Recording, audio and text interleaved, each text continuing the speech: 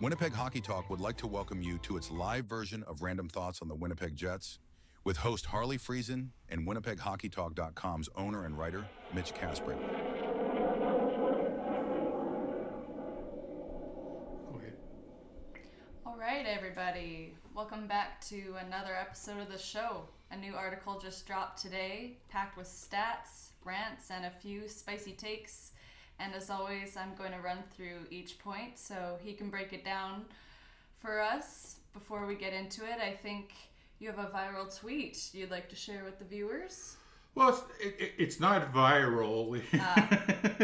It's just something was annoying me during the broadcasts, and not even that. Basically all week, everybody's just dumping on the Jets, and you know me, I'll dump with the best of them. But I kind of didn't think it was. Well, I didn't really think it was fair. We'll start right here. I tweeted out, it said, before the Jets hit their slide, started playing badly, or before we even knew Harley would be on the IR, not one person in this city would, when they looked at the schedule, would have given him a chance on that Saturday game. That game was a big L from the moment the schedule came out. There was no way we were winning that game. I mean, and I said on here, not this year's team, not last year's team. This game was basically a loss. Winnipeg Hockey Talk would like to welcome you to we its don't live need, version we don't of need Random to be Thoughts doing on the the intro again. But this game was a loss from the moment the schedule came out. You know, 5 on the road. Then you play a home game, and then you go to Edmonton the next night while they're sitting there well rested. It was like lambs to the slaughter. And I think I mentioned that on Twitter. We were talking, and it was like there's guys in the city that just want to dump on their team for the sake of dumping them. And I actually tried to spin this to a positive, saying that I'm actually glad it was the Oilers, and I'm glad it was them that beat us, because what if it was a winnable game against a bad team? No, there's no such thing as bad teams or easy games, but you know what I'm saying. A game or a team that we would be expected to beat or have a chance to beat, if we would have lost to any team on that Saturday night, so better was the Oilers. So I tried to find a silver lining, and that was my silver lining. And you know what was cool? I don't know what I was watching, and they were talking about when schedules came out in sports, and they were looking for days for load management, like when the Raptors had Kawhi Leonard, and they should be maybe doing good with Jonathan Taves right now. The guy hasn't played in 2 years. But they say coaches more so in the NBA and more so in the NHL because of scheduling, they look at games on the schedule and they already know which ones they're losing. So I firmly believe that, let's not be crazy. I'm sitting there and I'm hoping, maybe there's just that ray of hope, maybe Millich stands on his head, but they started Comrie, and then he got yanked after the first. They put in Mitch to mop it up, and we're going to talk about that. We'll talk about that later. And but that was the point I wanted to make with that tweet. Like, just relax. Yeah. I'm not the most patient guy, and this is a good time to dump. And I do some dumping today, but I'm still protecting these guys. I mean, that was brutal. The guy that made up this schedule should be tarred and feathered. But apparently everybody's going through it, and it's going to balance out. And just let's not be so hard on them. Listen, guys, I'll let you know when you can start crapping on them. So anyway, carry on. Yeah, let's get into it. If we haven't already. Point 1, you opened by saying the Jets finished that 5-game road trip with a 1-3-1 record, and even with a 1-2-1 week. They're still just kind of stuck around that wild card line at 14, 13-1. The good guys now have 4 in a row at home and need to start banking some points. Yes. Let's, just to be fair, after the win against Buffalo on Friday night, they were in the playoffs. Sweet. And let's go. Yeah, we knew that night because San Jose was playing and they were winning that we were going to get bumped down. And the next night when Edmonton beat us, we were going to get. But we're still in that area now. And like I said, always originally, this matters while Helly's out. We've got to get some points. They're going to be tough. And we got 4 home games. There's some beauties in there. But you know what? You're at home.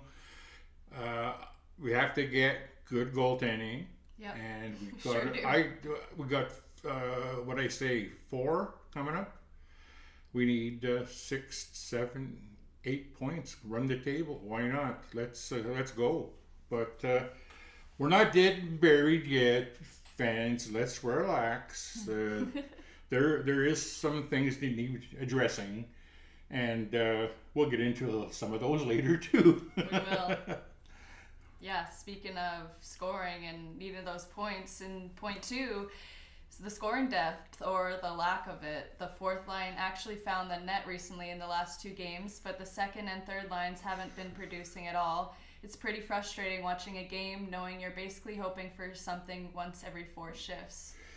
Yeah, you're just waiting for Scheifele's line to come on so maybe have a chance of scoring. I mean, yep. Just come on, Lowry, Nino, somebody fucking score a goal. Oh, buddy.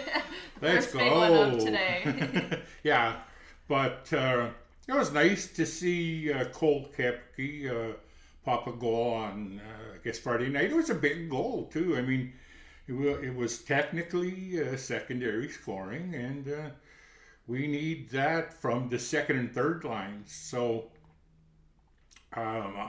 yeah, I mean, let's put it this way. These guys are all good hockey players, and something's going on, and it'll click. I just don't want to see all of a sudden these guys scoring in a game where the game's out of control and we're already up 4-0 in the 3rd, and then they start scoring. They need to score some meaningful goals and feel like they're part of the team and part of the win. So yeah, we're in trouble right now, but better now than later.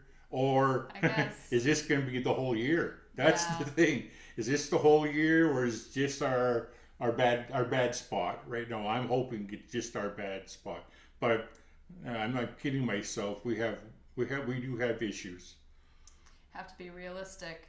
Point 3, you mentioned Lowry and Sandberg not looking like themselves, probably from missing games early in the season. Perfetti's in that same boat, and even Taves, who hasn't played in a couple years. You're hoping all 4 can have a big second half. What needs to happen? Well, I hope it's not too late. That's why I say we got to hang around. Yeah. To be fair, and especially when you miss games at the start of the season, you're already behind everybody. Yeah. It's different when you have a full camp, you play 20 games, you get injured, you miss 10 or so. It's probably not as hard to get back up to speed. But Lowry's a key guy, and it just seems, you watch some of their goals that are being scored, he's half a step late. Sandberg's been a little bit late on some plays, a little bit out of position, and he's generally speaking a pretty reliable puck handler, but he's been bubbling the puck quite a bit lately, so maybe he's still finding his hands. So, and the thing is too, when you're injured, and I believe his was it a shoulder? No, it was a wrist. Well, there you go. Yeah. He's had, I mean, guys that have other injuries, they'll stand on the ice with their hands and they'll do some toe drags and move it around. When you got a broken wrist, you're not doing much. Can't do much, yeah. And Perf, Fitz, they call him affectionately Fitz. He's just been awful. And he's not the fastest guy. His forte is he's a terrific passer and really sees the ice. But he's used to looking for Nick. Oh. And we can't keep on talking about Nick. Nick's gone. We've gone over that. Yeah, well, and it just, for anybody that was like, oh, trade eaters, there was a lot of guys that didn't like Nick. How do you like him now? Hey, you like this? You like this? It's easy to say move a guy, but you got to replace him. And Taves, I haven't given up yet. I like him too much. I know you got to know this is absolutely killing him. This is killing him. He's always been such a leader, and he wants to contribute. So let's hope that when these guys all get up to speed, it's not too late. Let's hope we can hang around. Then we go on a heater. Go on a heater and let's throw 8 out of 10 and then 7 out of 10 and let's climb the standings. It's tough. Like once you get behind it, it's time. It's hard getting up with all the 3-point games and all the loser points that are out there. But we do have a pretty good team, kinda. Here's to hoping. Yeah. Point 4. This one is right out of your put that in your pipe and smoke it folder. Mm-hmm. You said you aren't someone who blindly hates Chevy or blindly defends him, but honestly, at what point does the GM take responsibility for the situation this team is in? We're in year 15, and under Chevy's entire tenure, the Jets have won only 4 playoff rounds. 4 in 14 years. This season isn't exactly trending towards being the 5th. At some point, the architect has to answer for the blueprint, right? This is his old, slow roster. So yeah, put that in your pipe and smoke it. Yeah, like I said, we got to hold his feet to the fire. Yeah. I mean, generally speaking, the rule of thumb is that GM gets to fire 2 coaches in his tenure, then it's his fault. Well, he's fired more than 2. And I've used this term before and I'll use it again. It's managerial malpractice. When you let a player like Nikolai Ehlers walk to free agency without trading him, I don't give a shit who it is. When it comes the NHL trade deadline, if you haven't signed that pending UFA, you move them, just like Colorado did. Colorado moved. Rantanen's is a superstar, and they traded him to Carolina. They got Marty Nietzsche and some picks and stuff. Carolina didn't feel they were going to sign him, and they were going to lose him, and they traded him less than a month later to Dallas. And they got back Logan Stankoven in the first rounder and that. And these teams are both cup contenders, and they're still moving their stars. Oh, here's the Winnipeg Jets, who, unless you are guaranteed, you think you're going to the finals, that would be the only reason for keeping a pending UFA. And I guess maybe I wasn't fooled. I never liked our defense corps. So I never thought we were a Stanley Cup contender, even though we won the President's Trophy. But I thought we were a pretty good team, and we should have gone farther. I would have traded Ehlers. He would have brought in a prospect and a first for sure. You can't, and I said this before every week, you can't let prospects expire on the vine and get nothing back when you're a small market team like Winnipeg. Who the fuck do we think we are that we're going to hang on to a Nick Ehlers for a Stanley Cup run that we almost didn't get to? We needed a chimp goal with 3 seconds left against St. Louis, and then one off Adam Lowry's ass in overtime. That whoop-de-fucking-do. I thought we played good versus Dallas, but who would have known that first game we lost at home was the difference in the series? Yeah, no but like I said, let's keep this word in mind, people. Managerial malpractice is not when you're not trading your pending UFAs and getting assets. Asset management is the most important thing. Chevy is the architect of this clusterfuck right now. And what was his answer? Oh, we're losing it. Oh, let's go sign. We'll bring in Gus Nyquist and Tanner Pearson. Let's see if we can make our team older and slower. Yeah, and I'm not. I guess technically, I can't be a homer.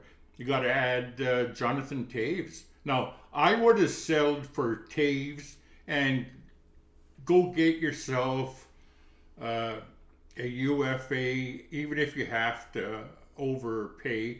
We had money to overpay and get a decent winger, but we didn't. We decided to go bargain basement as usual. Or if you're not going to replace him and go bargain basement, let one of the kids play. Once again, we'll talk about that again. But yeah, this is Chevy's mess. I'm sure he'll try to clean it up. He knows. I mean, Chevy's a smart guy. He's not an idiot. He knows his team. I mean, he looks at that second and third line. He's going big WTF. What the fuck did I do? You know, how many first round draft picks? Well, how many first round draft picks can you trade to try to get a second line center? And you were still looking. Now, to be fair, I mean, it was a stroke of bad luck losing, Brian Little. Never replaced him, still haven't replaced him. It was a stroke of stupidity losing Nick Ehlers. There you go. There's 2/3 of your second line, and I feel real sorry for Perfetti because he's catching a lot of shit. So, yeah. Anyway, we have a viewer who's commenting on this point too. They said it's not like Chevy didn't know Ehlers wanted a new environment, just like Gaudreau walking for nothing. Johnny Gaudreau, Johnny Hockey, yeah. And then Lambert should be playing, or someone with some speed and hunger. I'm tired of the end of career players like Nyquist and Pearson. Just horrid. Yeah, I don't know what he was thinking there. I really don't. You know what happened? He waited too late as usual. When July 1st comes and the UFAs are out, they got to jump on them. Because, I mean, especially this year, there wasn't a lot. And once again, I sit there, I watched that damn show, and I hope that Chevy finally gets off his wallet. But no, we come in with the Tanner Pearson and Gus Nyquist, fuck me. Anyway, carry on. Oh boy, it's going to be an expensive day. Point 5, you give Comrie credit too after being really hard on him last week. You said he was incredible in Montreal and strong again against Buffalo. Basically his best game as a Jet and a big reason they even got a point. What do you think changed for him this week? Maybe just a little more ice time helped him, or? No. What happened was when he was off, well, remember last Monday we were streaming the Buffalo game and we got... Oh, I remember. Yeah, we got shit from YouTube. Oh, yeah. Right? Jeez. But, so they had a players only meeting, and I'm sure in the meeting, without being mean, I'm sure the captain probably said, "Come on, Combs, we need you. We need you big time." He was awesome in Montreal. Probably, he did more than enough for the team to win that game. I don't even count that as a bad loss. I mean, you lose in a shootout. It's a skills competition. It's a chimp competition. But then in Buffalo, we came out flat and slow, and he made some big saves in the first two periods. And I'm not going to say we got the 2 points because of him, because he did what he was supposed to do, make some saves, keep the boys in the game until they can get going. And they got going, and we got the 2 points. So good for him. He was a big part of earning 3 to 4 points for the boys last week. That helps. Oh yeah, big time. You get 3 under 4 every couple games like that. That's you're moving up the standings. For sure. Point 6, you have a question for Arneal. With your team having to go to Edmonton on a back-to-back, your big roster move was to sit Elias Salomonsson and dress Luke Shen. Yep. Yeah. Salomonsson's been solider in the games he's played. Now, once again, there might be ulterior motives, like you say. They might look at the schedule and they go, we don't need this kid getting traumatized by McDavid and Draisaitl, so we'll give him the night off. So if that was their thinking, I'm okay with it, kind of. I mean, these kids got to learn sometime. They got to play against the best and stuff like that. So, Luke Shen's an easy target. I just hope that they're not doing this crap where, Chevy signs these guys and they feel obliged to play them. They have to watch Moneyball, and do the old Art Howe. I'm in charge of the scorecard. I don't give a fuck who you signed. And I got to move the decimal over. But don't worry, I'll have it up high enough. I don't like crapping on Shen. He's an honest player. I mean, he was good enough to play and get 2 Stanley Cups with Tampa as a depth guy, but let's be honest. I think my favorite random thought was one of the ones early in the year where I said, how did I say it? I said, Luke Shen still has a lot of pile-on in him in his game. And it's true. He, whatever. Let's not pile on. Let's not. Oh, that was good. I didn't mean that. Let's not pile on the pile on. Point 7. All right, let's talk about the defensive side. On Wednesday in Montreal, it felt like Logan Stanley, Neil Pionk, and Dylan Sandberg were taking turns handing out free pizzas, just giveaway after giveaway. Yep. I'm watching the game with horror. Yeah. And our defense at the best of times isn't exactly great, at puck possession and puck safety. We're going through a stretch where, they're having their issues. I mean, Logan Stanley, I expect that. I don't expect it from Sandberg. I really don't expect it from Pionk. He's pretty reliable with the puck and that, but the thing that bothered me was that the forwards started getting into the act later in the game. It was like a pizza fest out there. There was free pizzas all over the ice. It's a good thing Comrie came to play. He ended up gobbling up half those free pizzas. Oh, man. All right. Point 8. Switching over to the Moose, they actually had a solid week. They went 2-1, which brings them to 13-9-2-0. They're sitting second in the Central and tied for third in the entire Western Conference, which is impressive. And they've got 6 straight at home to finish off December. But here's the frustrating part: the 2 guys we want to see get a call up, Brad Lambert and Nikita Chiprikov. They're not giving us the justification. As good as the Moose are doing, those 2 haven't earned that promotion yet. It hurts me to say it. I watched the Moose game in Iowa yesterday afternoon, which would have been Sunday afternoon game. And Iowa's not a very good team. And we lost to them on Saturday. We got shut out. And then we beat them 4-3 in the shootout or whatever yesterday. So, I mean, winning on the road is tough, no matter how bad a team is. But the thing is, I'm looking, man. I'm looking for any reason to give these guys a call up. And I know there's some people watching this this podcast that don't want to hear this, but man, they don't deserve it. I wouldn't call them up. Fucking Lambert is so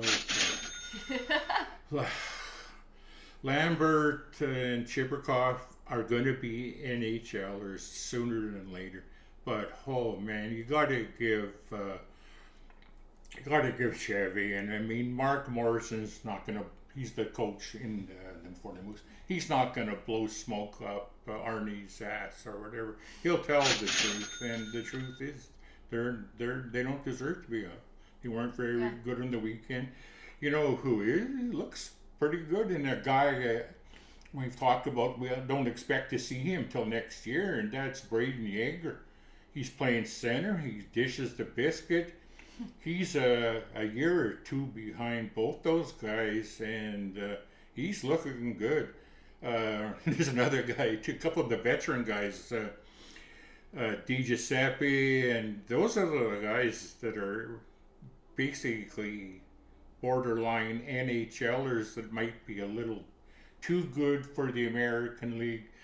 But they don't solve our problem. We have good fourth line guys. I mean, we don't want to be a team with a first line and 3 fourth lines, and that's what it would be. So Lambert and Chibrikov they're gonna get their time, but it's not. I'll be honest, right now it's not now.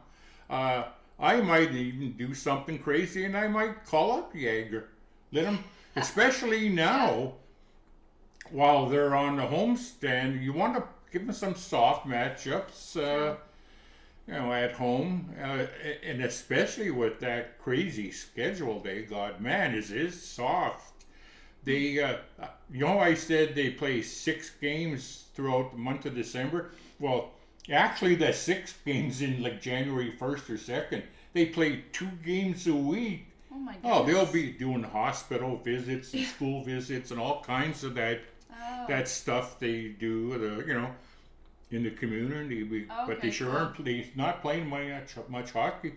Yeah. So that could be why I'd like to see some call-ups. But the thing is, you call somebody up, you have to have room on your roster. So if somebody gets hurt, what we need is one of those bottom or middle 6 guys to go on the IR for 10 days and maybe bring up one of the kids. I'd like to see what Yeager could do at this level.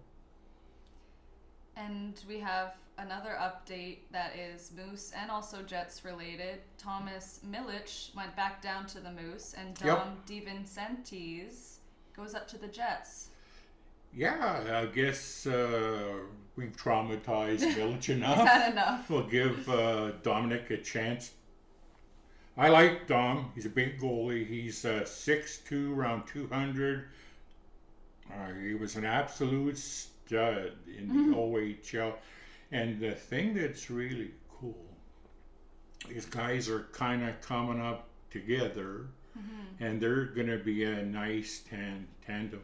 What's going to happen with these guys is there's probably not going to be a clear number 1. They're going to be a good 2-man platoon. They'll go with the hot guy in the playoffs, but that's our goalies of the future. And the sooner they're ready, the better.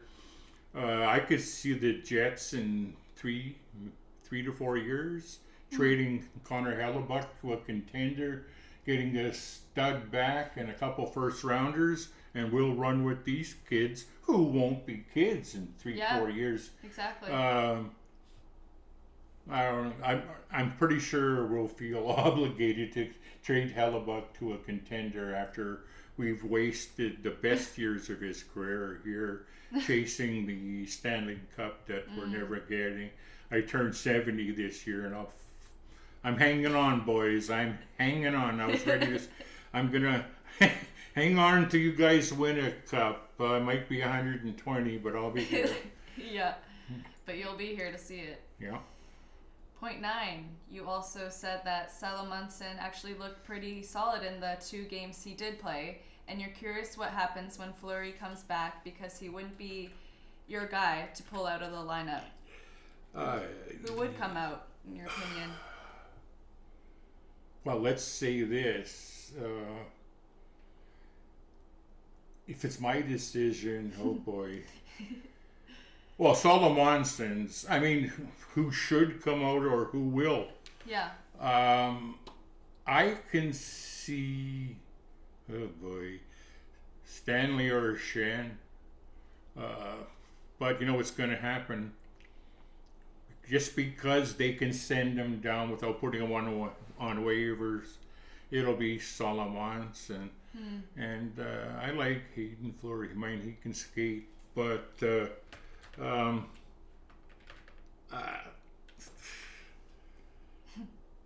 Stanley, maybe.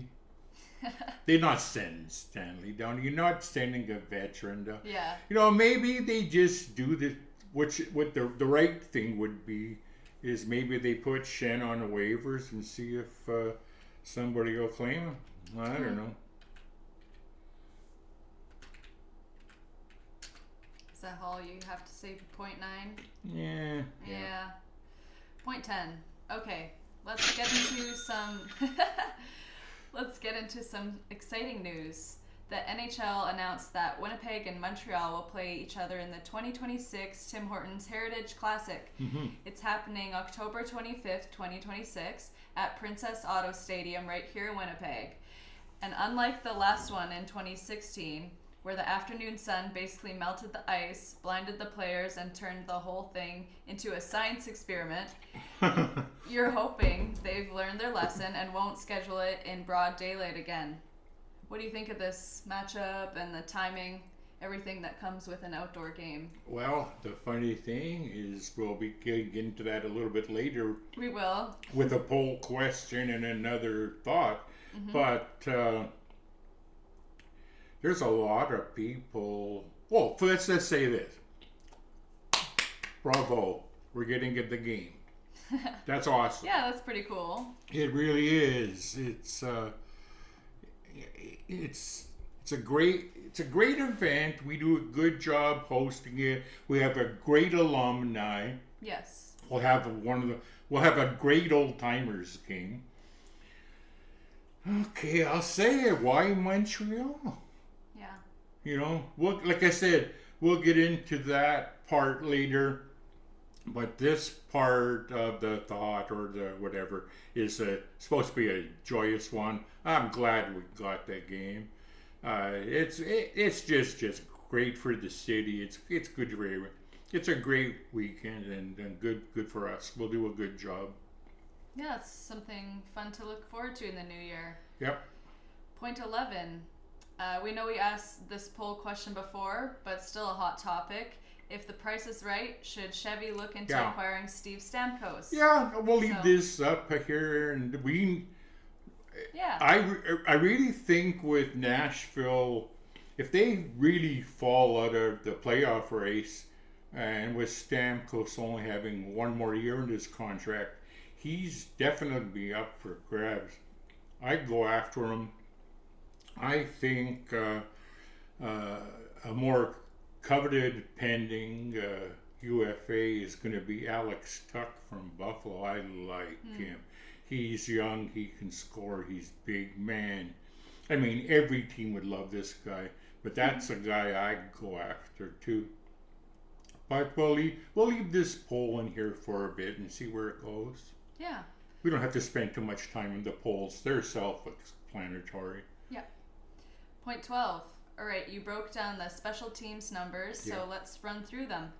Power play, now 12th in the league, sitting at 21.30 down from 22.7% last week.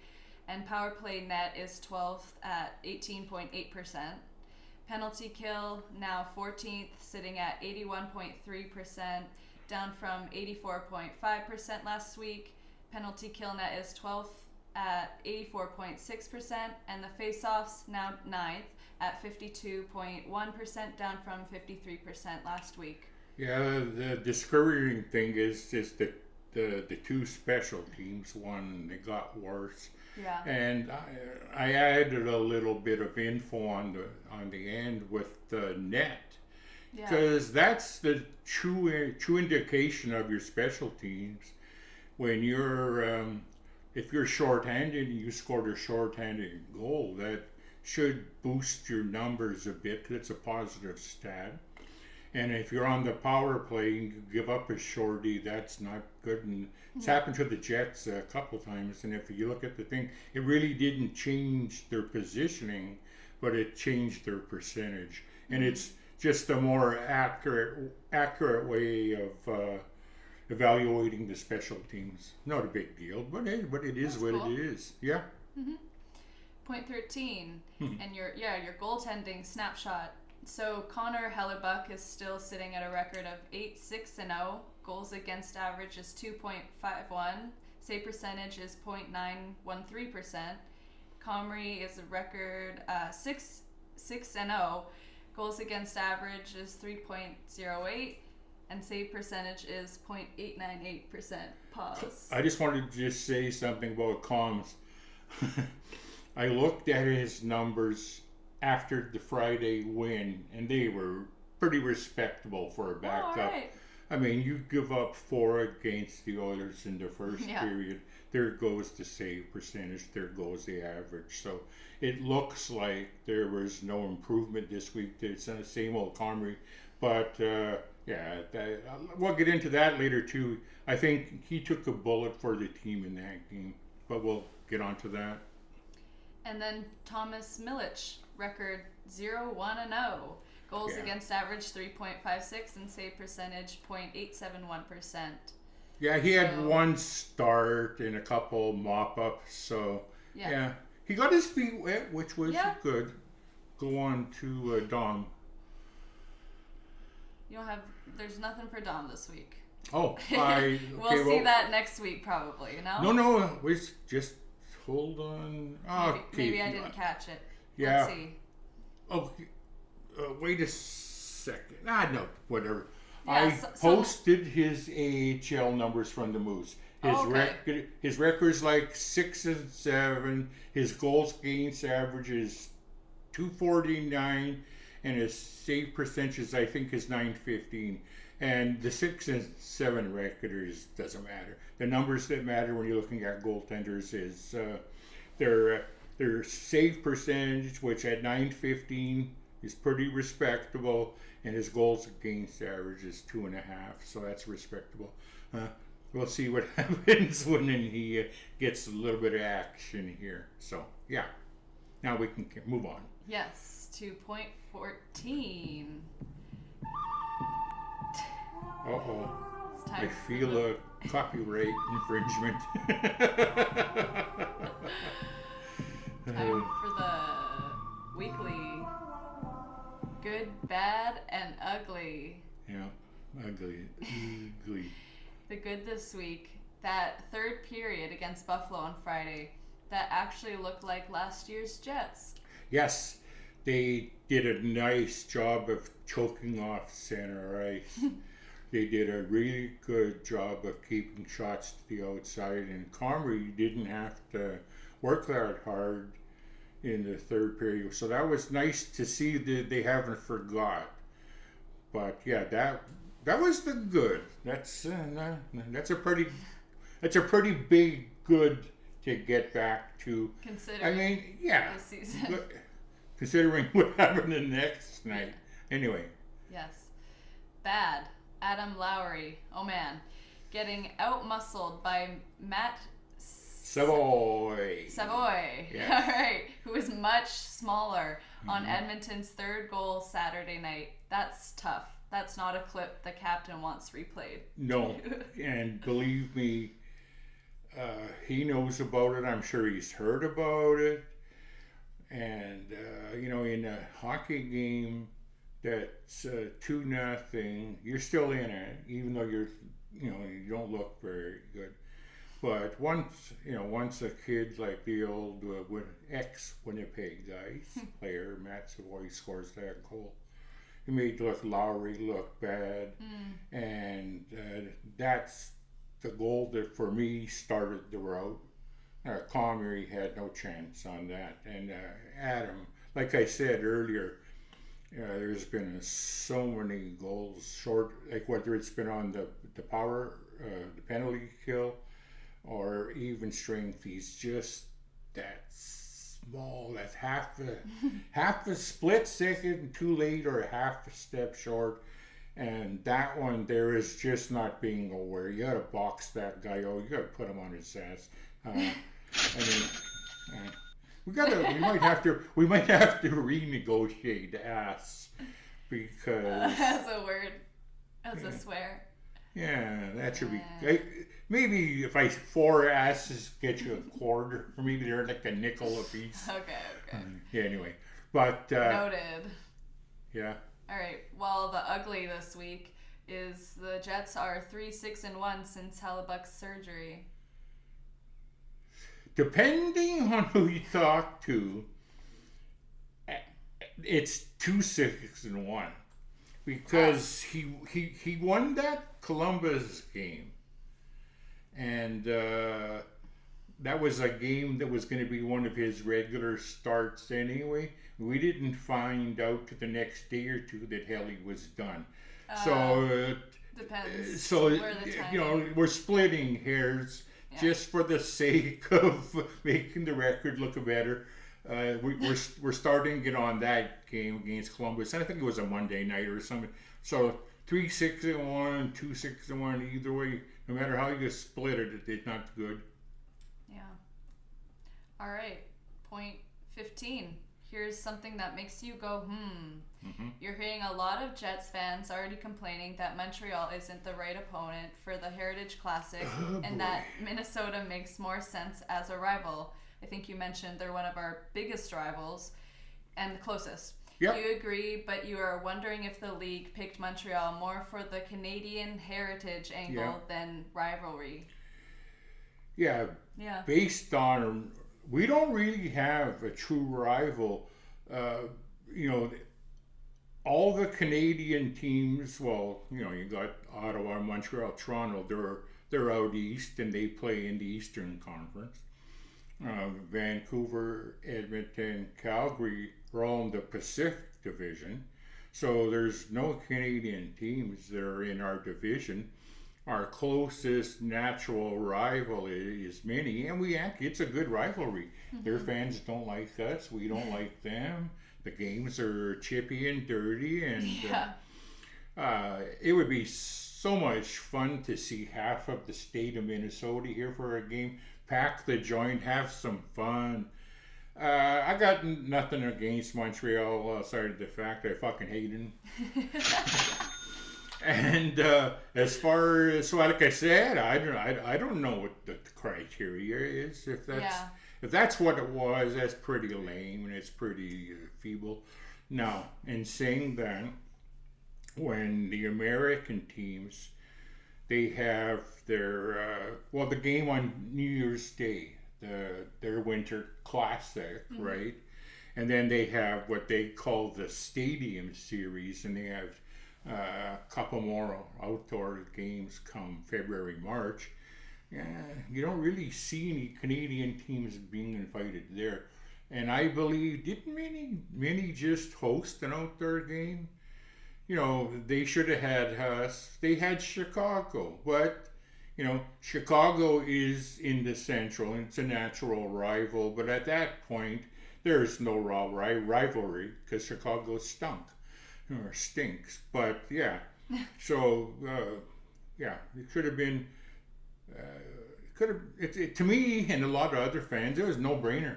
Should have been Winnipeg Mini. I get it if it's the Tim Hortons and the Canadian Classic and that. I'm okay with it. But if I had a preference, I'd rather it be mini. Makes sense. You're a Vikings fan too, so. Yeah, but that has nothing to do with. No, it doesn't. I have maybe there's some. I don't know. I have all these friends, right? Well, let's go. Here's a perfect example. Your Uncle Kevin. Yeah. He cheers for the Phillies. He cheers for the Right. Flyers. He cheers like, give me a break, dude. Like, there's no way you can possibly like all those guys. My late friend Mike Homolka, Shorty, he loved the Bruins, loved the Patriots, loved the Red Sox. Okay, that's fine. I've always been a Vikings fan. In baseball, I kind of liked the Twins, but they weren't my favorite. I grew up. Okay, when I was young, just a pup, I cheered for the Twins because I got the games on TV. And Yeah. you got back then, we only got 3 or 4 channels. Right. Yeah. You know, so I watched the Harmon Killebrew and those guys in black and white. Once the Expos and the Jays came, I went all Canadian. So, and it's the same thing with basketball. Blue Jays, Raptors, Jets. NFL is, Vikings and a little bit of the Colts. And maybe little Raiders. But I love the bad boys, Al Davis and the black uniforms and the fucking criminals he used to coach. It didn't matter how bad they were off the field. He brought in some beauties as long as they could give him 60 minutes of effort during Sunday. He'd have them, but man, he had some bad men on those teams. But yeah, I like the Raiders had those, the black persona and the pirates on the helmet. They were always fun. But yeah, I've never been one of those guys that loves every team. Well, Hi from Sherwood Park. Yeah, I was gonna Tabor say, here. speaking Let me of see. different teams, someone isn't a fan of your Coyotes jersey. Yeah, I noticed that. You know who that was? That was Ben. Oh, Ben. He's always. Oh shit! I forgot when I pressed the enter key. I charged myself a quarter. You robbed yourself. That's the hotkey for the swear jar. Yeah, Sherwood Park, Alberta, and Tabor, Alberta. That's cool. Well, Sherwood Park's up Edmonton, and Tabor's just a little bit south of Lethbridge. When I was as a scout, I had some buddies that were up in Sherwood Park. That's where Mark Messier's from. I believe when I was with Prince George, we had the first overall pick. One year we drafted a kid named Jared Smith. He was good in bantam.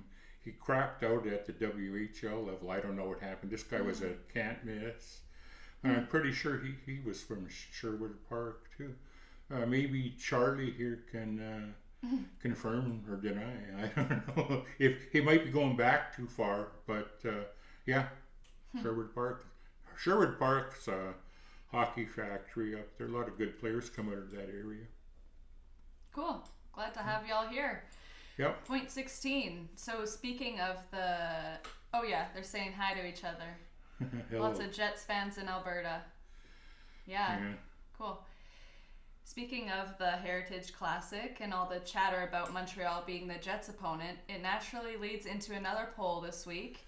We want to hear from you. Who would you prefer to see in the Tim Hortons Heritage Classic? Minnesota, Montreal, or maybe someone else entirely? So jump in. Let us know on the article.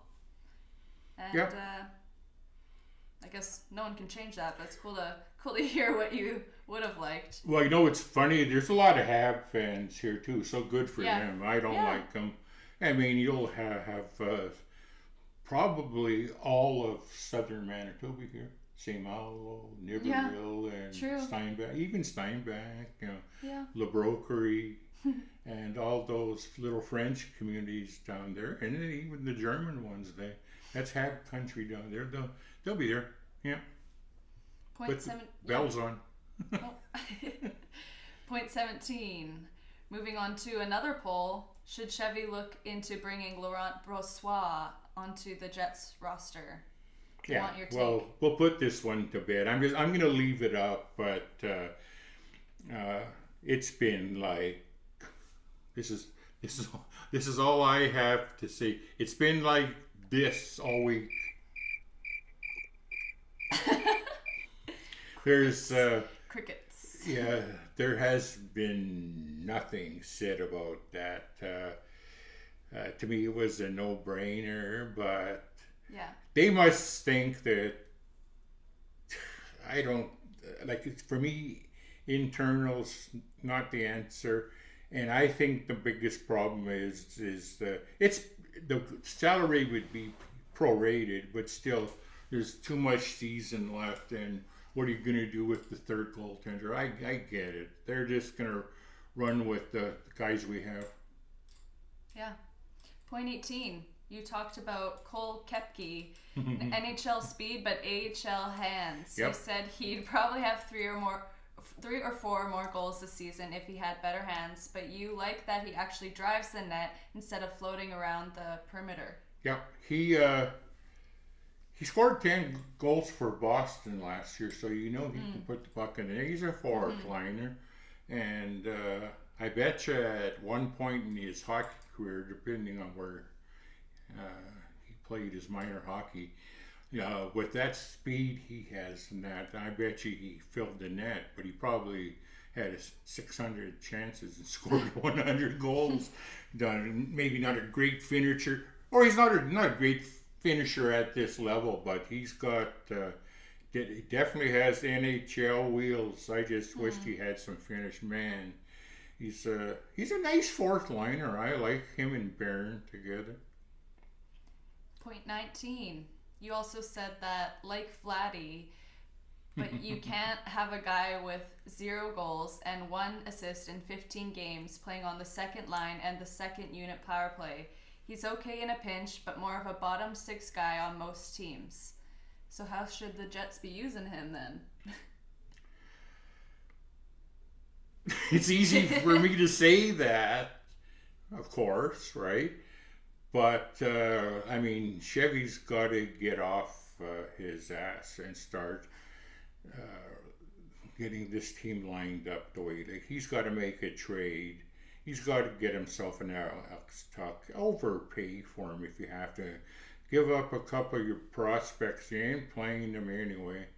I'm sure, I mean, you don't want to trade for a guy if you can't sign him, but at this point in time, can't let this season slip away. There's a couple guys on that team I wouldn't mind poaching. Bo Byron, he's probably a guy that can be had too.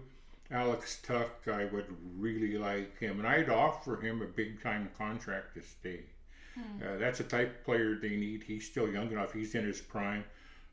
We don't need... I'd put Pearson and Nyquist on waivers, and I'd buy him out and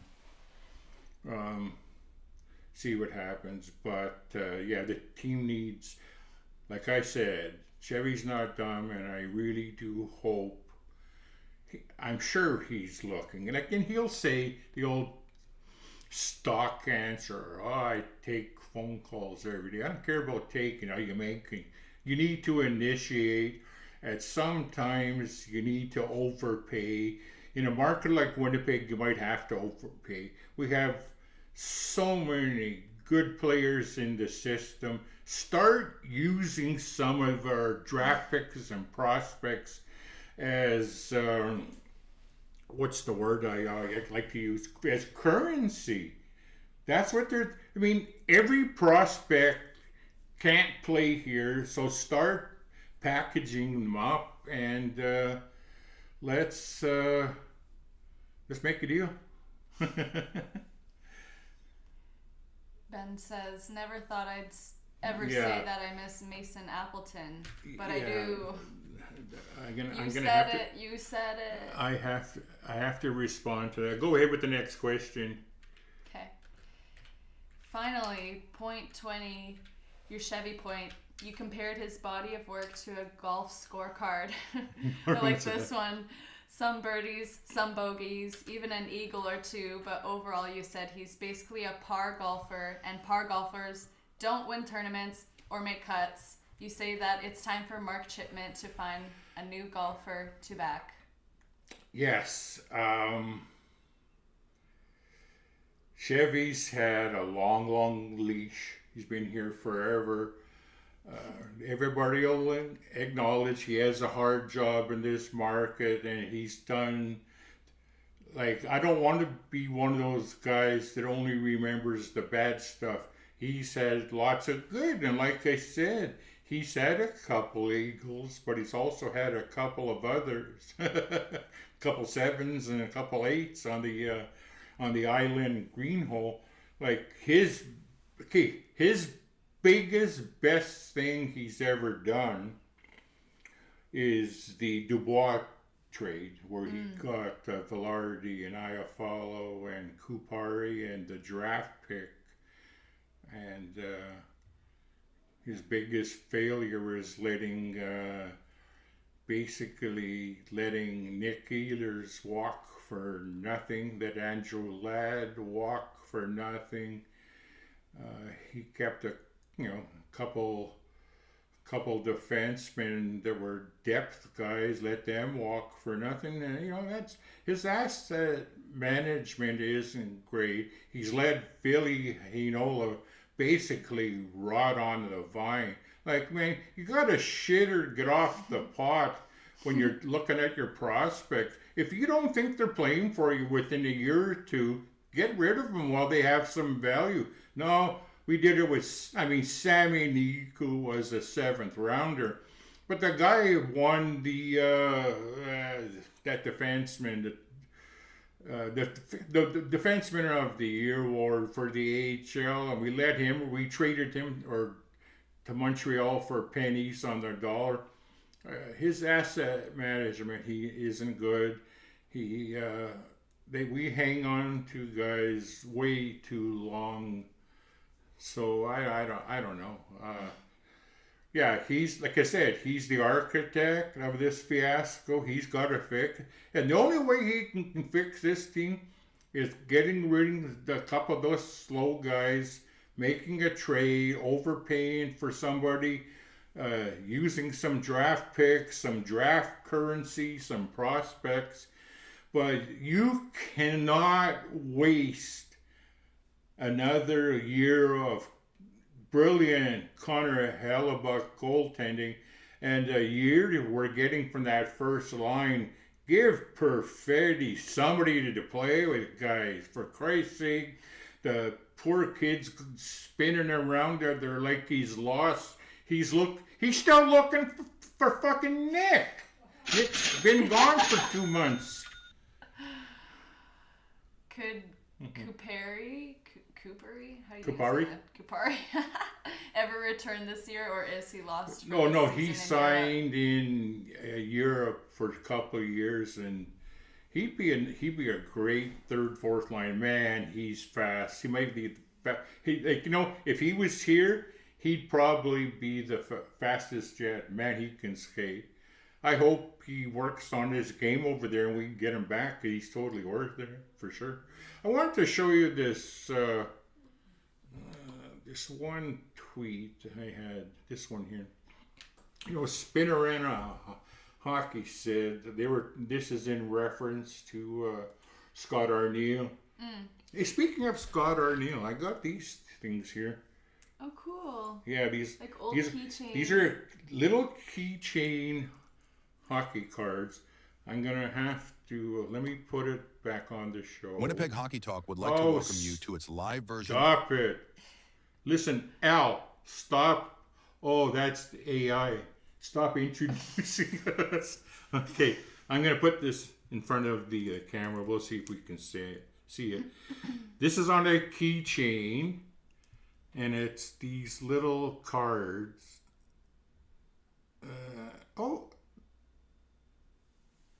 It's hard to sit still. Anyway, that's Scott Arniel. these are a great conversation starter. I would have these on the table. We'll say we're traveling, and people would see me. What the hell? They say, "You from Winnipeg?" Oh, cool. And then we get a conversation go. I have a package like this still in the package, not used. So should put it up on. Yeah, it's probably worth $5. It probably Hey. quintupled in value. It's probably worth $5 now. But let's get back to that Twitter. So what the point he was making is it probably doesn't make a difference, but why did Arnie start Comrie back to back, bring in Shen for Salamonson, considering foot speed against the other? Why not bring in Nyquist for Taves, who they should load manage? And I agree with that. And I said, I think it was planned this way. The coaching staff knew they were lambs going to slaughter, and Comrie took one for the team. No need to traumatize Milic at this stage of career, because the Jets never start the same goalie back to back. But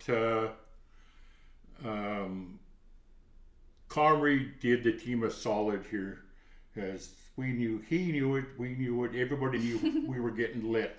Yeah. We were going to get lit up, and he said, "Coach, I'll start," and let Milic cruise for the next 2 periods where he only gave up 2 goals. So that's all.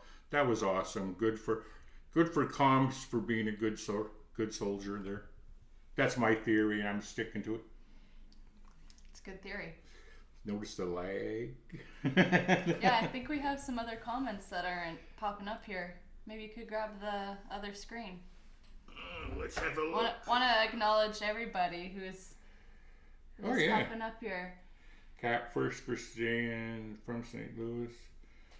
Can't hit the broadside of a bar. So good ridden.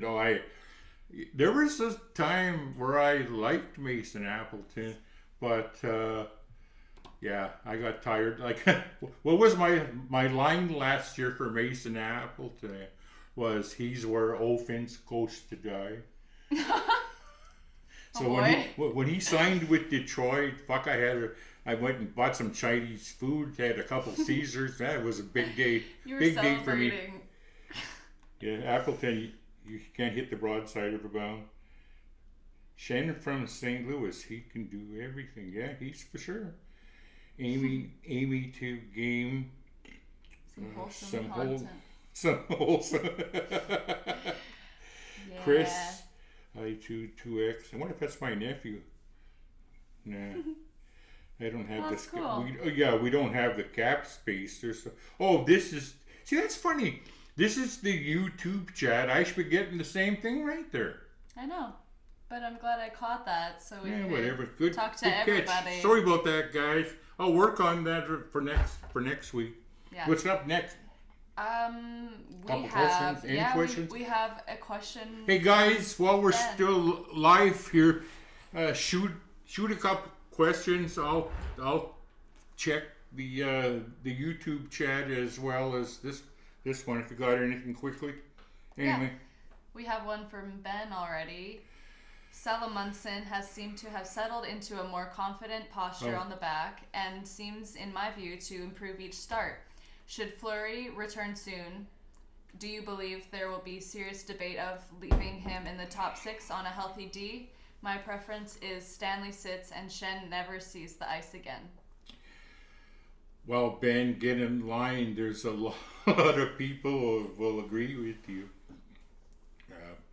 The way this team is loyal to its veteran, I do not see that happening. That's why teams love it here, and that's one of their biggest faults. We're faithful and loyal to a fault. So there was a time we were trading Stanley. He wanted out, so they're playing him. See, Scott Arneal likes Stanley. I think it reminds him of Tim Kite, maybe. Who knows, from back in the 1.0 days. But Luke Shen, you could put him on waivers. no harm, no foul. The thing is, they think this is what they're thinking. Well, he's a guy we'd like to maybe have for the playoffs. Well, if that's the case, put him on LTR. Say he hurt his wrist or something. But we got to let Solomon he's too good to let go. That's the upset part. Yeah. So I think there's going to be controversy.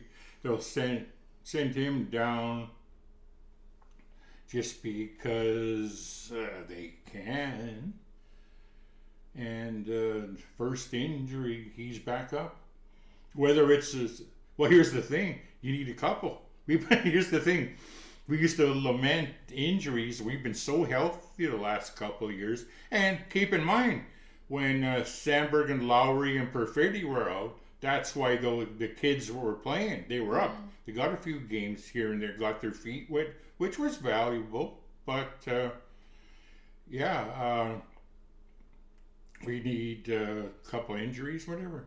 I think we answered that question. Ben's asking if Kupari is that the one? Did you read that or? Oh yeah, that was from earlier. Yeah. The Kupari ever returned this year, or was he lost for the season? He's gone. Yeah. I don't think he can come this year. We have to change the CBA. Here's another one here. I like Stanley. We have to give him a break at 6.7 defensive time to look at Chara. Well, his Stanley's he's still young enough where he still has time to improve. But I mean, how long do you stick with the guy? You just go, you know what? He is what he is. We'll keep him because he'll stand up for his teammates, and he's going to be our number 6 guy. If he was the number 6 guy, and you keep Solomons, and you can always sit some of the other guys. It's not going to kill this team to have Pionk sit out a game or DeMello sit out a game. The only guys on this roster right now, and I'm talking right now, that should be constants are Sandberg, Morrissey, and believe it or not, I'm going to say Solomon. He's an impressive young player. Hey, you know what, Harley? Why don't you stand up and show the people the T-shirt? This is the new Winnipeg Hockey Talk T-shirts we got. A little bit of a crease in it. Just came out of the box. Out like 30 minutes before we started this podcast. Yeah, that's why it's still creased, but it's nice. It's got the nice cross. And he designed it. Yeah. I got one. If you look, okay, wait a sec. Take a look. Hardy, don't get up. If you look back here, there's the Stanley Cup. Yep, it's on top of. That's my shirt. 4XL. Yeah, pretty so awesome. I'm gonna see if I can get some of those at a better deal, bulk. And hey, why can't we have merch? Eh? A little bit of swag. Yeah, exactly. Anyway. Yeah, I don't know if we've had any more questions come in, but those were good ones. So we can wrap this week's episode up. Huge. Why not? Yeah. Yeah, why not? Thanks for coming on. Thanks for coming out, tuning in, sending the questions, voting in the polls. We love how invested you guys are. All the good stuff, Yeah, make sure to follow the show so you don't miss next week. Read the article. It's getting to a point in the season where things are a little chaotic. So there's a lot to talk about, a lot to listen in on. So we'll be back to break down whatever the Jets throw at us next. And I think we're we're in tough. What do we got? The next few games we have, I want to say Dallas. Oh, wait a sec. Remember I said a couple weeks or last week, I'll never guess again. Right? That's right. Okay, so Dallas on Tuesday, Boston on Thursday, Saturday night we got the Caps, and then the Monday we have Ottawa. That's four tough games. Next podcast day they will be playing. Yeah, maybe I'll do maybe I'll do a live stream and have my I'll say luck. I'll go, no, it wasn't me, it was her. Arrest her. Get my granddaughter arrest. I just wanted to add one more thing about this show. Is I'm making a proclamation right now that we are the first and the only grandfather YouTube channel covering hockey and especially the Winnipeg Jets in the world. The world! And Winnipeg for sure. That's a no-brainer. But in the world. So I'm putting out a challenge to see if somebody can beat this. Yeah, you beat it or prove me wrong. But yeah. Knuckles. Come on, dude. Yeah. Okay. Thanks, guys. I appreciate it. Oh, there's a couple more. Yeah. Well, it's Ben. He's he expected Lowry, Nino, and Iafallo to be more damn. They'll be fine. They'll be. You know what? Maybe we just need to see those barf green uniforms in Dallas to get us fired up. And what did Charlie say? Stanley and Perfetti are like pylons right now. Both are not finishing properly. No. Overrated players, in my opinion. Well, Perf, he's still got. What did I? Okay, that's to be. You know what I said about him last game? I tweeted on Twitter on X. I say, oh my God. I say it looks like Perfetti skating in sand. Oh. Yeah. Yeah. Yeah. Looks like his diaper is full or whatever. But that yeah, too. Yeah, not looking good. Anyway, right. Love you. We'll catch you next time. Love you. Leave you. We'll see you next. See you next Monday. Yeah. Go Jets, go. Go.